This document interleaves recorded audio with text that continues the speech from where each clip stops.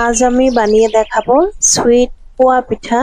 তো রেসিপিটা আপনাদের সঙ্গে শেয়ার করলাম, আশা করি ভালো লাগবে। বাই দ্য ওয়ে, আমি উম্মিস লাইফ চ্যানেলে আপনাদের সবাইকে স্বাগত জানাই।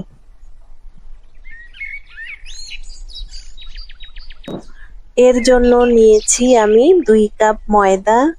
আপনারা আপনাদের মাপ মতো নিয়ে নেবেন। আমি 2 কাপ ময়দাই নিয়ে নিলাম।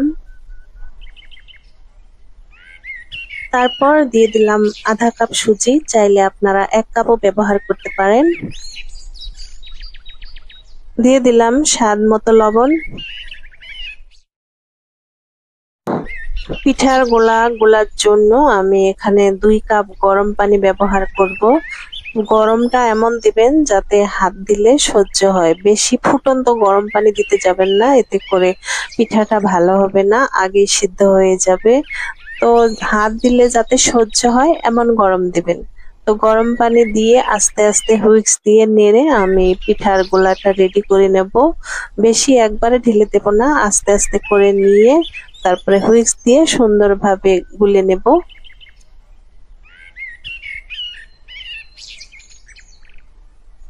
এই মিশ্রণটা কিন্তু ভালোভাবে ফেটিয়ে নিতে হবে, এতে করে পোয়া পিঠা খুব সুন্দর হবে, ফুলে উঠবে আর দেখতেও খুব সুন্দর লাগবে।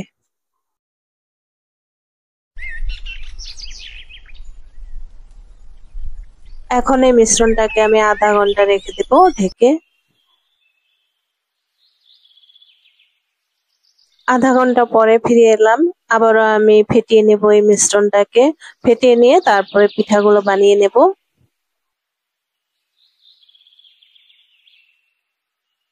কড়াইয়ে আমি তেল গরম করে নিয়েছি, এখন একটা একটা করে ভেজে নেব।